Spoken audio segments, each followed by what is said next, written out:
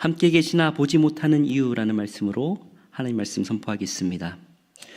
사랑하는 일신 성도 여러분, 살다 보면은 우리는 어떠한 사실을 한창 지나고 나서야 깨닫는 순간이 있습니다. 그 당시에는 너무나 평범해 보였던 일 혹은 나를 힘들게 했던 일들이 그 시간이, 그 사건이 지나고 한참 뒤에서야 비로소 그때 그 일이 이런 뜻이었구나 라고 무릎을 칠 때가 있습니다. 혹시 그런 경험들이 아마 있으시리라 생각이 듭니다. 신앙생활도 마찬가지입니다. 하나님이 분명히 내 삶 현장에서 일하고 계셨는데 정작 그때 우리는 그분을 알아보지 못했고, 주님께서 가까이 곳에 계셨지만 우리는 그분의 임재를 전혀 느끼지 못하고 외로워할 때가 많았습니다. 오늘은 그와 같은 이야기를 다루고 있습니다. 부활하신 예수님께서 제자들과 함께 걸어가고 계시지만 제자들은 그분이 누구인지 알아보지 못합니다. 오늘 말씀을 통해 왜 우리는 우리 곁에 계신 주님을 알아보지 못하는가라는 질문을 던지며 우리의 가려진 눈이 부활하신 예수 그리스도의 삶을 다시금 바라보기를 소망합니다. 지금은 부활절 이후의 기쁨의 50일입니다.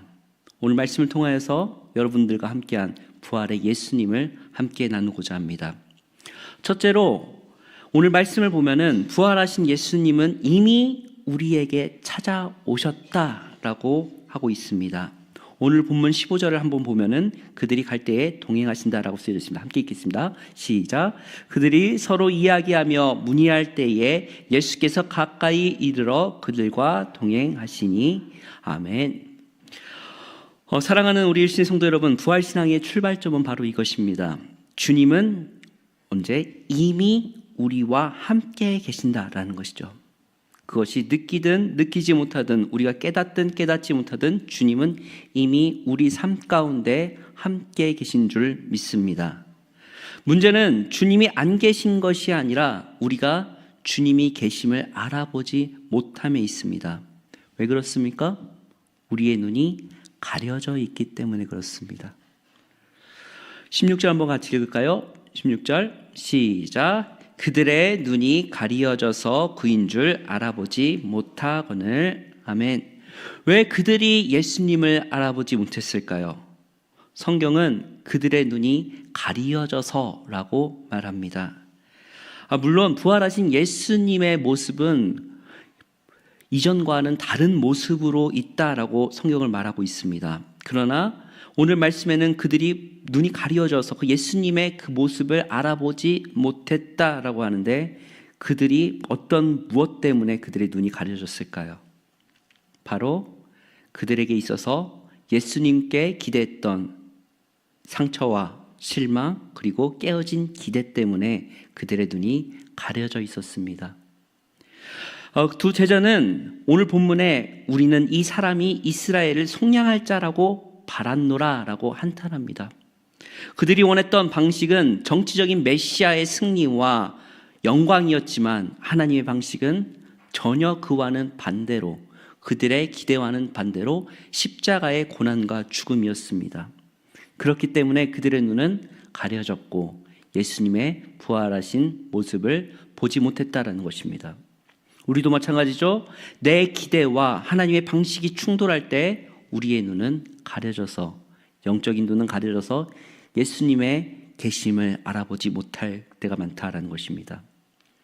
하나님이 이럴 리가 없어라는 나의 선입견 때문에 곁에 계신 주님을 보지 못하게 되는 경우가 많다라는 것이죠. 그러나 우리를 찾아오신 예수님은 다시금 자신을 조용히 알리시는데, 가장 먼저 오늘 말씀을 통해서 하나님께서는 우리에게 예수님을 어떻게 알리셨나요? 먼저는 예수님께서는 제자들에게 말씀을 풀어주십니다. 말씀이 풀어질 때까지 그들에게 함께 하십니다.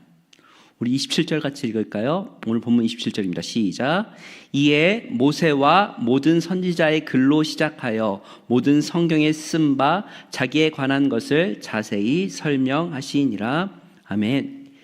예수님은 눈먼 두 제자들에게 즉각적인 기적을 보여주지 않으셨습니다. 그들에게 먼저 물어보시면서 너희들이 무엇을 이야기하고 있느냐 하면서 그들에게 궁금증을 나타나게 하시고 그 대신 예수 그리스도의 그 메시아의 말씀을 들려주셨습니다. 그리고 고난의 의미를 성경을 통해서 차근차근 풀어주셨습니다. 영적인 눈이 열리는 첫 단계는 감정의 고조나 기적이 아니라 말씀을 깨닫는 때에 있는 줄 믿습니다. 말씀의 능력이 있기 때문에 그렇습니다. 그리고 제자들은 이후에 이 말씀을 예수님께서 깨달아 알게 하실 때 뭐라고 고백하나요? 우리에게 성경을 들려주실 때 우리 마음이 뜨겁지 아니하였는가? 라고 고백을 합니다. 특별히 기록된 말씀이 나의 삶으로 해석되어져서 나올 때 비로소 주님을 볼 수 있는 영적인 안목이 준비가 됩니다. 객관적 말씀이 나의 주관적 삶으로 말씀이 다시금 재해석될 때 눈이 띄어진다라고 할 수 있죠. 우리 교회 용어로 말하자면은 객관적 성화와 주관적 성화로 이어지는 순간에 예수님을 바라볼 수 있는 눈이 조금씩 떠져간다라고 할 수 있을 것입니다. 그 다음에 예수님께서는요, 그 자신을 어떻게 보셨을까요? 그들이 함께 걸어갈 때 예수님께서는 다른 데로 가시려고 했지만 그들이 밤이 늦었으니까 우리와 함께 갑시다, 우리와 함께 머무시다 라고 하셔서 그들이 강권하여서 예수님을 모셨습니다. 그런데 그 다음에 예수님께서 자신을 어떻게 보이셨습니까? 바로 식탁 교제할 때 그로써 나타나게 됩니다. 바로 떡을 떼실 때 비로소 예수님을 보이시게 되었습니다. 우리 30절에서 31절 같이 읽을게요. 시작. 그들과 함께 음식 잡수실 때에 떡을 가지사 축사하시고 떼어 그들에게 주시니 그들의 눈이 밝아져 그인 줄 알아보더니 예수는 그들에게 보이지 아니하시는지라. 아멘. 마지막으로 그들의 눈이 완전히 밝아진 것은 떡을 떼는 자리였습니다. 이것은 단순한 식사 자리를 이야기하는 것이 아닙니다. 주님과 함께 먹고 마시는 깊은 사귐의 자리, 즉 예배와 공동체의 교제를 의미합니다. 성경을 배우고 있는 그 지식과 삶에서 주님을 누리는 그 식탁의 교제가 만날 때 비로소 우리는 완전하게 부활하신 예수님을 만나게 되고 직면하게 된다는 것입니다. 주님은 멀리서 살아계시는 관념이 아니라 우리의 식탁의 주인으로 함께 계시는 살아계시는 예수님이라는 것이죠. 자, 우리 교회 용어로 다시금 좀 풀어드리자면은 진리의 객관적인 말씀이 주관적인 성화의 나의 관계적 삶으로 왔을 때, 그리고 그 다음에 어디로 간다고 했죠? 관계적인 성화로 갈 때에 그때서야 주님이 눈에 보인다라는 것입니다. 괜히 밥 먹는 게 중요한 게 아닙니다. 나의 삶을 나누고 그 교제 가운데 예수님의 이야기가 넘쳐날 때 그 가운데서 중요한 삶의 고백이 나올 때 그곳에서 예수님이 함께 계신다라는 것이죠. 성도 여러분, 우리가 괜히 주일날 말씀을 마치고 그 다음에 식탁의 교제를 괜히 하는 게 아닙니다. 그 교제 가운데서 함께 예수님을 나누고 그리고 목장 예배가 괜히 하는 것이 아닙니다. 그 가운데 두세 명이 모인데 누가 계신다? 성령님이 함께 계시고 그곳에 예수님이 함께 보이게 된다라는 것이죠. 또한 돌아오는 이번 주 금요일 날 뭐 하죠? 열린 목장 하죠? 이 열린 목장의 자리 또한 그 식탁의 교제로 하는 것이 괜히 하는 것이 아닙니다. 우리는 철저하게 이 성경의 원칙대로 이렇게 초대하면서 예수님의 공동체를 이루기 위하여 하는 것을 명심하시길 바랍니다. 그곳에서 아름다운 교제가 이루어질 때 예수님을 바라보는 눈이 띄어진다라는 것이죠. 지금은 기쁨의 50일 기간입니다. 예수님 부활하셨습니다. 부활하신 예수님을 보고 계십니까? 나의 삶 가운데 예수님이 보이십니까? 아니면 혹여나 보이지 않으십니까? 사랑하는 일신 성도 여러분, 저는 오늘 함께 계시나 보지 못하는 이유라는 제목으로 함께 말씀을 나눴습니다. 왜 그랬을까요? 지금 분명 이곳에 계시고 나의 삶 가운데 동행하시는데 왜 우리는 예수님을 보지 못할까요? 그리고 한참이 지나고 난 뒤에 나서야 그때 하나님이 함께 계셨구나, 예수님이 역사하셨구나 라고 그럴까요? 부활은 2000년 역사로 끝난 것이 아닙니다. 살아계신 예수님은 지금도 여러분의 고단한 퇴근길에, 눈물 젖은 침상 곁에, 그리고 답답한 나의 현실 삶 속에 한복판에 이미 찾아와 함께 걷고 계신 줄 믿습니다. 여전히 두렵고 방황할 때 그것은 주님이 없어서가 아니라 우리의 눈이 가려져 있기 때문에 그렇습니다. 내가 과거에 있었던 깊은 내 내면의 상처, 내가 바랬던 일들이 무너지고 그 모든 것들이 하나님 말씀의 성령의 역사로 다시금 그것이 되좁혀질 때, 그것이 다시금 하나님의 방향으로서 돌이킬 때에 나의 깊은 상처가 치유되고 내가 교만했던 그 높은 골짜기가 낮아질 때, 왕의 대로를 준비할 때, 그제서야 우리는 예수님을 바라보게 된다라는 것이죠. 오늘 말씀드렸습니다. 첫 번째, 예수님께서는 어떻게 먼저 설명하셨다? 말씀으로 자신을 보이셨다. 말씀이 중요합니다. 그리고 나서 그 다음 어떤 교제를 했죠? 식탁의 교제. 우리 교회가 함께 식탁의 교제를 하는 것이 이만큼 중요합니다. 그리고 다시금 말씀드립니다. 객관적 성화가 나의 주관적 말씀 가운데 재해석이 되어지고 나의 삶 가운데서 관계로 나아갈 때, 우리가 함께 일신의 공동체로 이루어질 때, 그제서야 부활하신 예수님을 바라볼 수 있는 눈이 띄어지게 된다라는 것입니다. 이제 내 시선을 내 기대와 내 깊은 상처에서 돌려서 주님의 말씀과 성령의 역사로 행하길 바랍니다.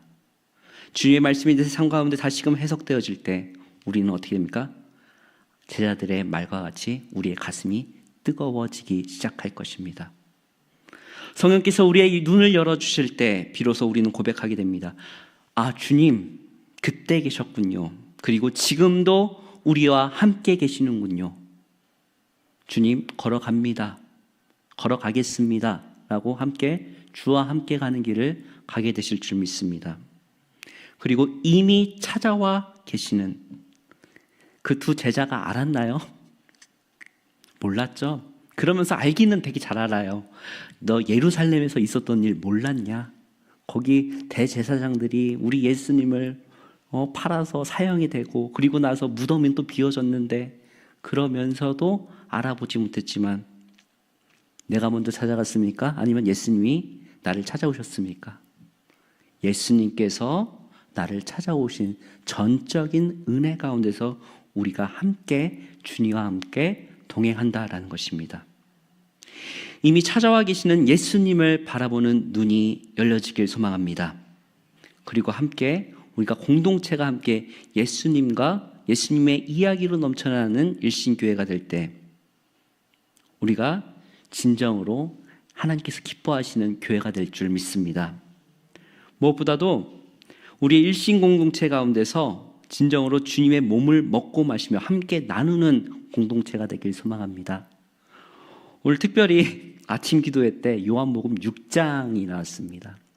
요한복음 6장에 오병이어 사건이 나고 난 뒤에 그들이 먹을 것으로 따라갔지만은 예수님께서는 그것이 아니라 나는 생명의 떡이요 라고 말씀하신 것처럼 진정한 우리가 세상에서 바라보는 그 먹을 것을 따라가는 것이 아니라 진정으로 예수 그리스도의 생명의 떡을 추구할 때에 우리의 일신의 공동체 안에서 분명한 열매가 맺어질 줄 믿습니다. 예수님 부활하신 기쁨의 50일입니다. 예루살렘으로 다시 달려갔던 제자처럼 여러분들의 삶을 다시금 절망 가운데서 희망으로 바꾸는 역사가 있길 소망합니다. 그리하여서 부활하신 예수님을 간증하며 고백하는 우리의 일신의 성도들 되길 주님의 이름으로 축복합니다. 오늘 말씀 생각하면서 함께 기도했으면 좋겠습니다. 첫 번째로 기도할 것은 주님, 내 기대를 내려놓고 주님의 방식을 신뢰하게 하소서라고 첫 번째로 기도해 주십시오. 두 번째, 주님, 말씀 앞에 머물 때에 우리 마음이 다시금 뜨겁게 하여 주옵소서. 형식적인 신앙생활에서 벗어나서 객관적 성화가 주관적 성화로, 또한 관계적으로 나아갈 수 있는 말씀이 되게 하옵소서라고 기도해 주십시오. 그리고 모든 자리에서 부활하신 주님의 임재를 함께 바라보게 하소서. 우리 주여 세 번 해주시고 합심으로 기도하도록 하겠습니다. 주여